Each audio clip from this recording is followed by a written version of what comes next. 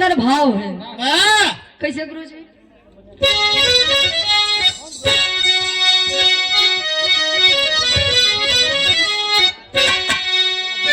अरे मूर्खता की भी हद होती है दोस्तों,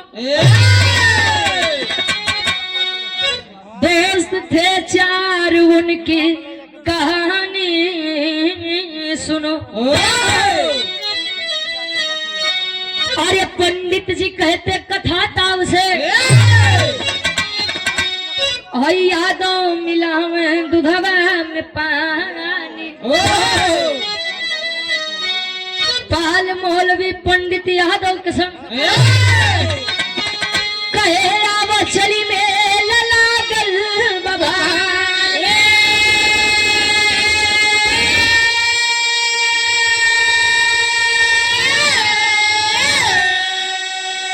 अरे अपने में खूब चारों चालाक थे, चलते राह में करते लबारी लबार।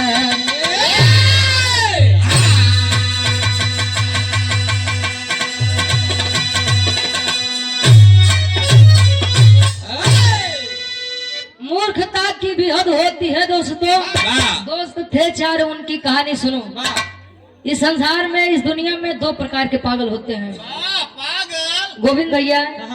एक पागल जिनको ईश्वर, जैसे लोग कहते हैं ना कि एक चूड़ी उनका टाइट, एक वो पागल होते हैं। और एक बंतु पागल होते हैं। बंतु पागल का मतलब देखा तो सब कुछ है, जानना तो सब कुछ है, लेकिन वो बोली है जरूर। हाँ भैया तू का करत है, का होत बा इनका कहते हैं बना छना पागल। कहे पाल मौलवी पंडित यादव के संग चार मित्र थे। एक पंडित बिरादरी से, एक अहीर बिरादरी से, एक पाल बिरादरी से और एक मौलवी यानी मुसलमान। बड़ा बढ़िया मित्रता रहे, इतनी बरियार दोस्ती रहे कि पूछा मत। एक अगर कुछ बोल तो तीनों के दिल पे ये मित्रता थी। अच्छा एक बात बा, जब से डेरी आई गया गोविंद भैया, तब से जान ला अहिर बिरादरी वाले के बड़ा खतरा बा। खतरा काहे बदे जाना था? मेरे गांव में एक जने रहे तो आधा लीटर दूधे में 1 लीटर पानी मिलाई के दे। अच्छा उन्होंने कहा कि यार पैसा तू बराबर ले थे, और तोरे दूधे में दूध कम और पानी ज्यादा लगो था। बहुत पतला दिखाई दे रहा है तुम्हारे। तो कहे अब क्या करी, भैंसिया मोर तलबियों में घुस के पानी ज्यादा पी गई। तोरी किनाई झेल तो वही करी। लेकिन जब से डेयरी आई गया, अगर आधा लीटर दूधे में अगर 50 ग्राम तो पानी मिलाया तो तुरंत बताई दी यादव जी आपका फैट पतला हो गया। ये तो बड़ा खतरा बात। हम अपने गांव परिवार के बात बताते नहीं, आप लोग अन्य थल ले जाए, बाकी सत्य का भाई आप लोग जानते हैं। ए भैया पंडित जी देखा लोग अपने आप को बड़ी लगावत है, वो छोटे हैं ये, जबकि इंसान इंसान होता है, ना कोई बड़ा ना कोई छोटा। संविधान में अनुच्छेद 17 के अनुसार छुआछूत वाली बीमारी का अंत कर दिया गया है, लेकिन आज भी समाज में व्याप्त है। अपने बर्तन से कुत्ता पानी पी ले वो चल जाएगा, लेकिन अगर कोनो नीच जाती यानी उनके नजर में शुद्ध रह के पानी पी ले तो के बहरे रखी था, अब दोबारा जब आई तो ही लोटा में के पानी दे दी। ये है आज के समाज की दूषित भावना। पंडित यादव मौलवी और पाल जी चारों लोग चल दिए मेला देखने के लिए।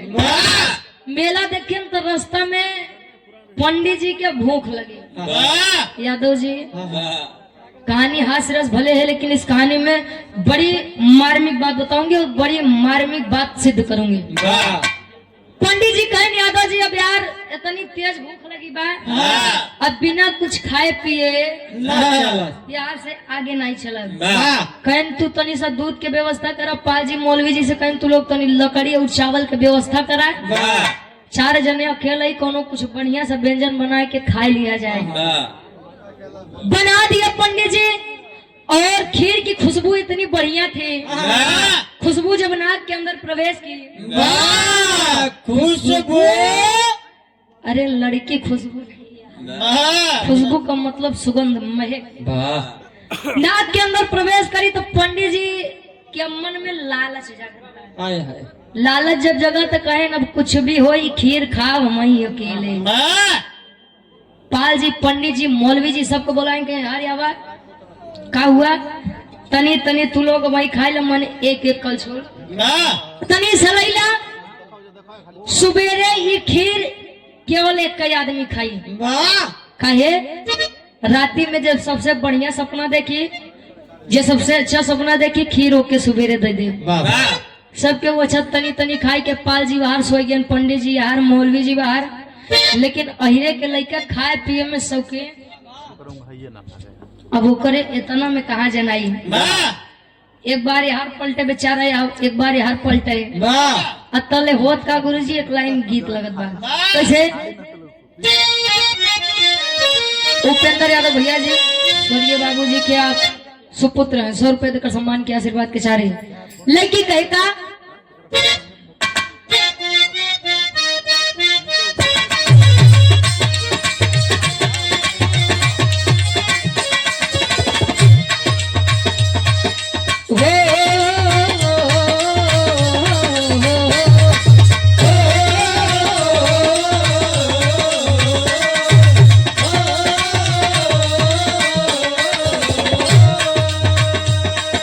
गोरी है कलैया,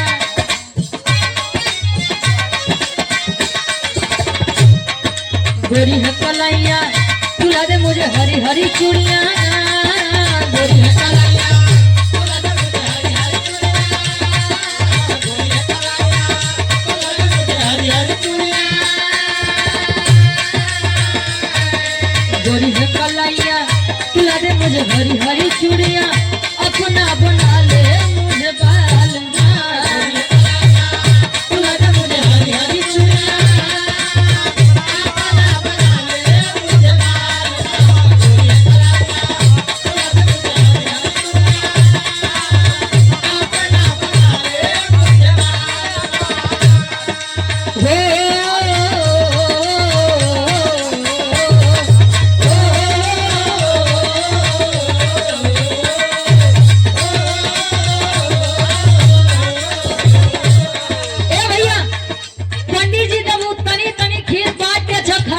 सूत गए, सो गए। तल यादव जी करते हैं जंगल में, नींद यादव को न जाए, नींद यादव को न जाए, बाकी तीनों सो ही जाए। नींद यादव को न जाए, बाकी तीनों सो ही जाए।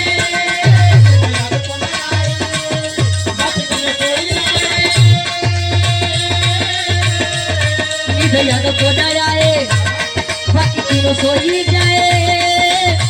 चिड़िया खाई गई आधी रात में, नींद यादव को न जाए, बाकी तीनों सो ही जाए। चिड़िया खाई गई आधी रात में,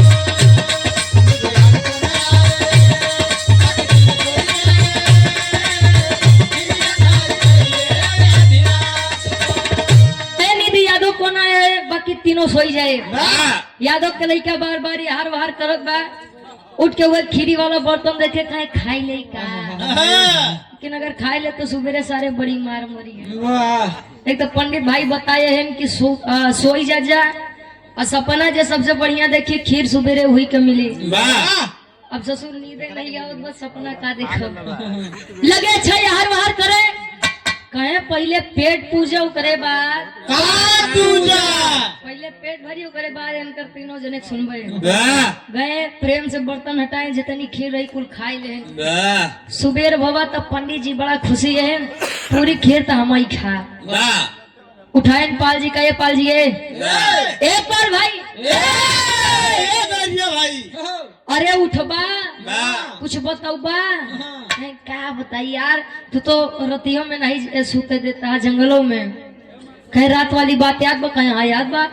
कहीं बतावा राती में सपना का देखा है? जब सपना कुछ देखे हो तब तो बतावे। कहीं अच्छा देखा, पाल जी दिमाग लगाते हैं। कहीं महाराज में सो रहा था और सोते सोते सोते सोते मैं 5वें आसमान में पहुंच गई। पचवे आसमान में यार। वाह उपेंद्र यादव भैया जी स्वर्गीय बाबूजी के लड़का है यार। वाह ये पुनः 51 रुपए देकर सम्मान किए। वाह ए भैया ए! जब पाल जी बताएं कि मैं पचवे आसमान पे था, हाँ। पंडित जी बार बार उनकर मुँह लखा रे साला वाह गड़ेरिया जात कहाँ बाहर पहुंच गया। हाँ, चला जात गड़ेरी मन के में पैसा विचार ले होता है ले साहब। अच्छा पाल जी का बगलिया का तू रुका। वाह ए मौलवी भाई ए ए, मुल्ला जी उठबा वो तौबा ये तो पचवे आसमान पे घूमत रहे तू। अब सपना तो बोले रहन झूठे तो बोले रहन केन है ये पचवे आसमान पे रहे हम तो सोते सोवत 7वें आसमान पे पहुंच गए। वाह अब कहें तू 7वें आसमान पे क्या करत रहा?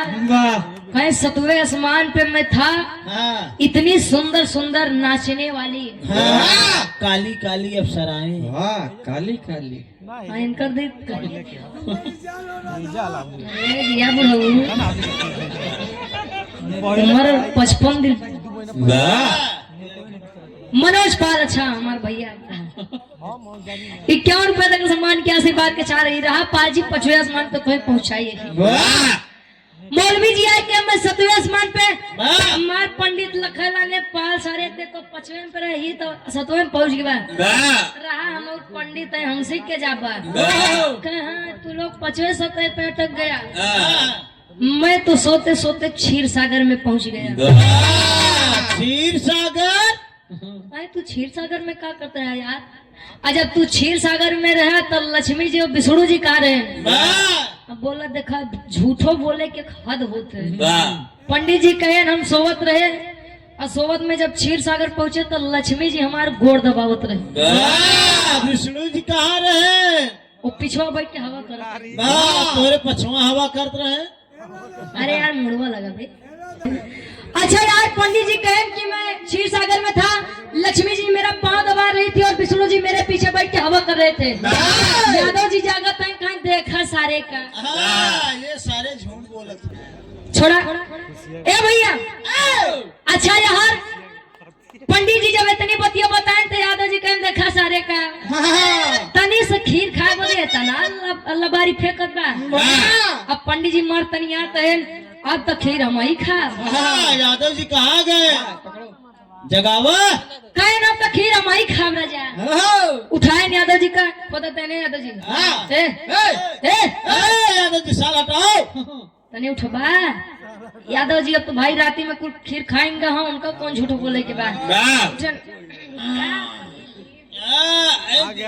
घरे मेहरारू नहीं सोवे देती है तू नहीं सो देता है वाह क्या बात बा? वाह कहना रे यार 5वें आसमान पे 7वें आसमान पे हम क्षीर सागर तू कहाँ रहे यार? वाह अब देखा है सबके अपन अपन दिमाग लगाए ना अभी यादव जी दिमाग लगाते हैं लगे न हाथ गोड़ जोड़े। पंडित जी अब हम का बताई का बता सारे का बड़ा रोवत है। एक बात बताओ कैसे इस शादी विवाह में हमारे काकी चाची लोग एक गाड़ी गीत का थे कैसे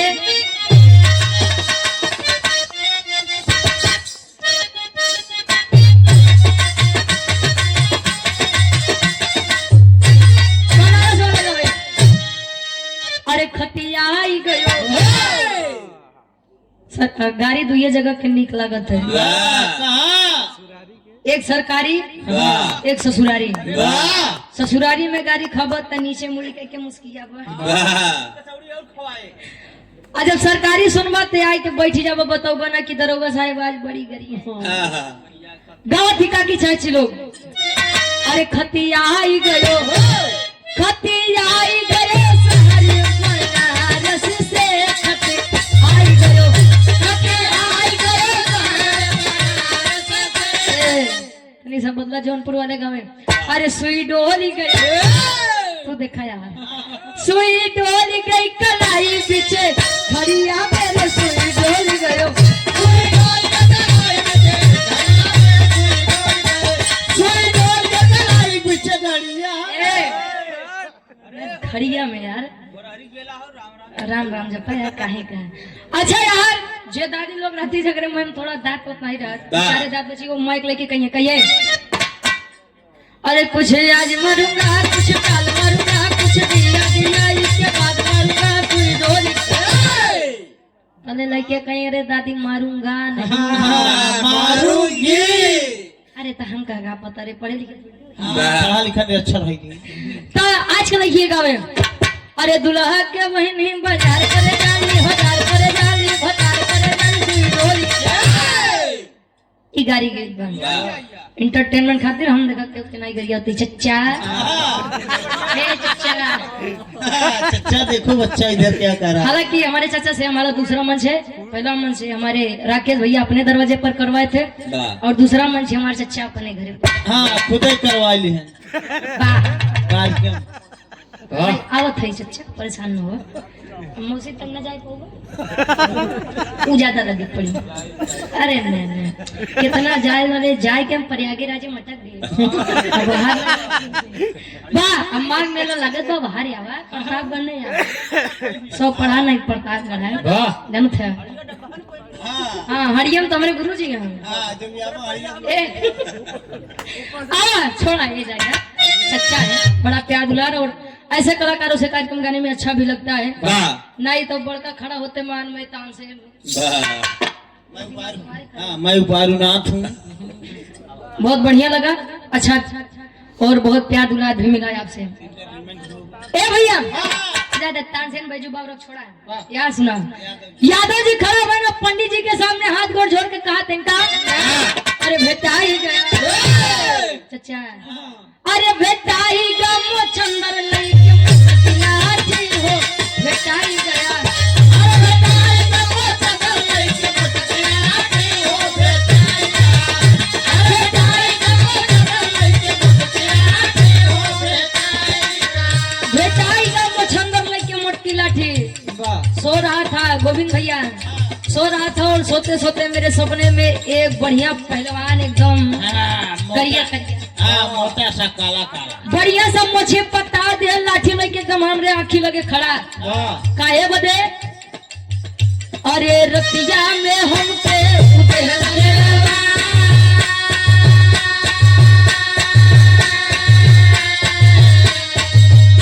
अरे काहे की खिरिया चले क्या होता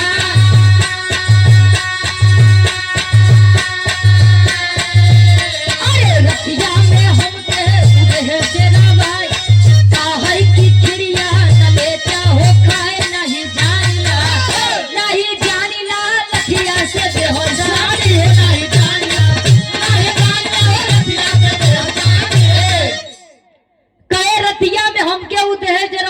पहलवान मिला तो लाठी एकदम हमरे मुहे लगे काहे बदेबे कहे लगे हमका धमकी आवे कबे आज के दिन हमार व्रत व्रत का मतलब उपवास आज के दिन हम भूखा ही और तोना ने आज जंगले में खीर महकावत है ये तो तीनों एकदम मरा बिलार जैसे खड़ा है तेई जागत है उठ एक काम करो का चल के खीर खा। अब देखा यादव जी अपन दिमाग लगावत है।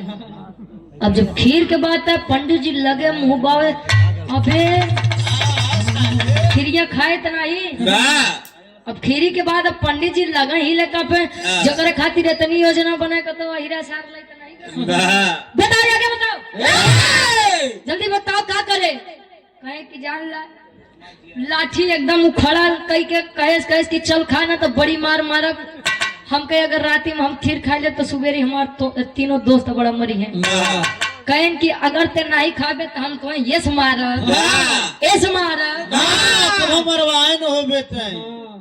कहता तले करत है का तेरी के भाव में कभी जी लिखता है।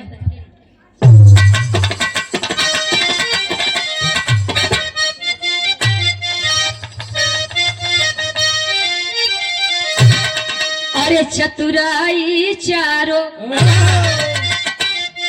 कैले जम के अरे राम चतुराई चारो कैले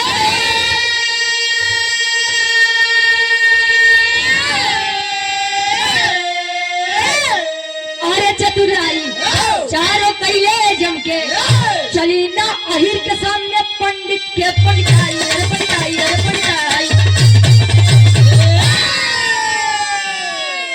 पंडित जी अपने मन में सोचता है अपने आप को बड़को पंडित लगाते हैं हम वो हीरे के लइका हमारे आगे कुल बुद्धि लागी ना कहे तब का करे कहे कि अब हमका जब सतनी डरवाए हम खीर खाए ले। वाह कहे का कहे कहीं ये कहते कि हम खीर खाए ले।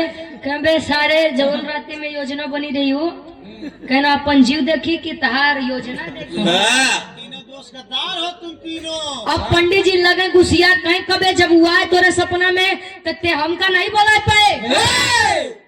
कहे अब पंडित जी तू गलते बोलत है अब जान ले हमार तोहर मित्रता एकदम खत्म हो जाए। तोरे मेहरारू कसम। काहे बदे विराह के आखिरी गीत लगत बा आ यादव जी बतावा तन कि रात में हम तोहे काहे नहीं बुलाई खाटी इलाहाबादी तर्ज। उपेंद्र भैया हमरे पूज्य बाबूजी के आप सुपुत्र हैं समाजवादी गीत के फरमाइश आई के बाद हो जाए 51 रुपए काहे आए हाय अरे राम झकोर मार झुलनी अरे झकोर मार झुलनी कहे सारी लहराए हो झकोर मार झुलनी हैदर अली गुरु जी का मैं अरे घुसुरी गवा बरधा रतौं दिया जीजा में गए सार बरधा। अरे घुसुरी गवा बरधा कहे सारी यही मझारी घुसुरी गवा बरधा अरे गजब क्यों बहिनी अरे गजब क्यों बहिनी कहे चीनी ना भतार हो गजब क्यों बहिनी अरे घुमा के गोरी मरल कहे तेरी मेरी आंख लड़ी लोगों ने बदनाम किया कहे दुनिया के बक्के दे हम तू अपन काम किया। क्यों क्यों कहेला उमरिया के दोस्त बा कहीं के गए सूरदासी सर नजरिया के दोस्त बा गुरु जी का मैं अरे घुमा के गोरी मरलू आई नया ना वैसे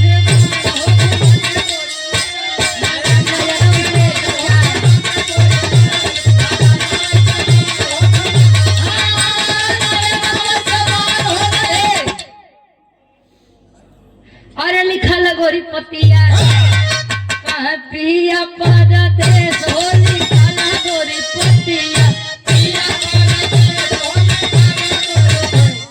कोनो दुल्ही अपने सासू माई के रहन सहन बतावे अच्छा ऊ तहार दिन आवत बा बड़ा लड़के तहार डॉक्टरी पढ़त बा ना शादी ब्याह तो करबे करबा मान ला चाची ठीक रही तो ठीक है बा नहीं तो दुल्ही कही अरे हमार मुड़ी कटली अरे हमार बूढ़ा माई हमार मुड़ी कटली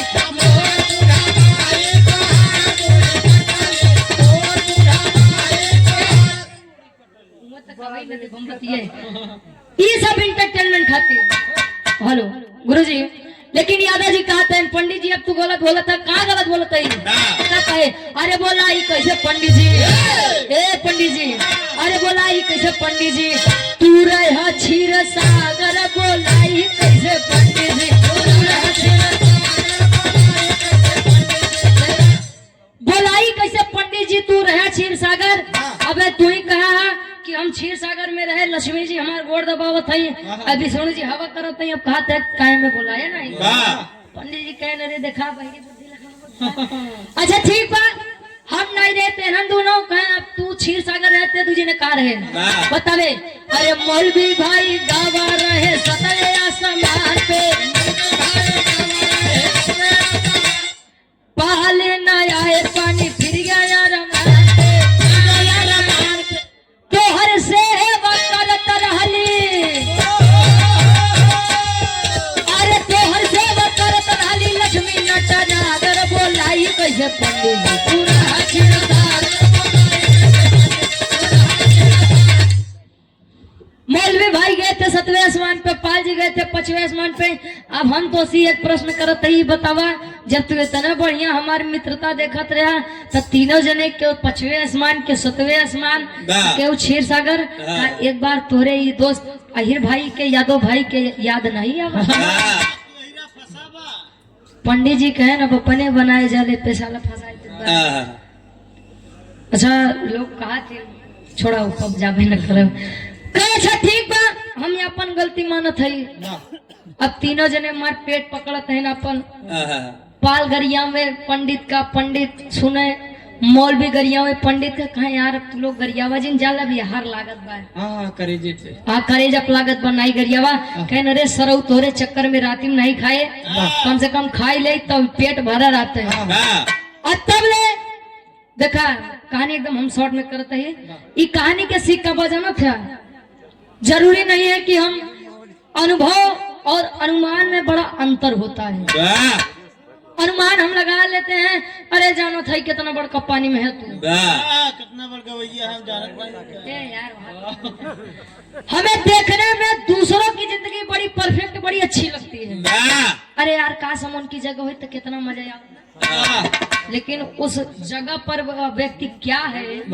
ये उसकी आत्मा से जाके पूछो जरूरी नहीं वो कि क्यों लगे रुपया पैसा बात तू सबसे बड़ा सुखी आदमी बा जे चैन के नींद सोई ले वही नहीं वही सबसे बड़ा धनी व्यक्ति है संसार का और इस संसार में आज के समय में सबसे ज्यादा धनी व्यक्ति कौन है जानते हैं कौन उत्तम भैया है शादी ब्याह बाबा थोड़े लाए बात बता देते हैं आज के समय में सबसे ज्यादा धनी व्यक्ति वही है जिसका जीवन साथी वफादार मिल जाए चाहे तो रुपया पैसा कितना कमाई ले बा तो नहीं चाहे दूसरे के साथ भागे चंदन भैया बताया कितना कमाई ले बा आ दुल्ही अगर पहले के फेरा में पड़ी बा या अंदर अंदर प्लान बनवाती है कैसे नहीं लड़ रहा तो पैसा का करबा और कितना रुपया पैसा कमाई के तू मेहरारू के देता अब मेहरारू के पति वाला सुखे नहीं देता चाहे पति हो साहब चाहे पत्नी हो वो हमेशा यही चाहेगा कि मेरा पति जैसा हो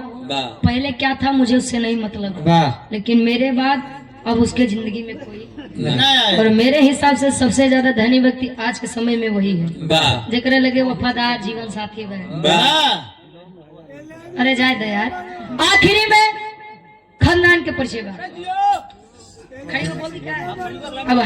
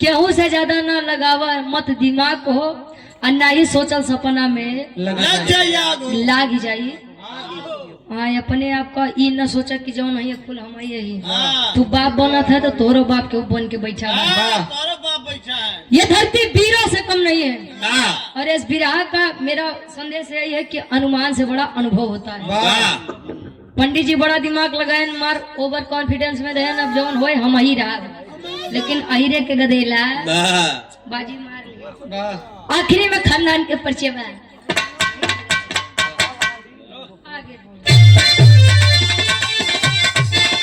गुरु बिहारी गुरु गणेश गुरु रामलाल मुर्बाद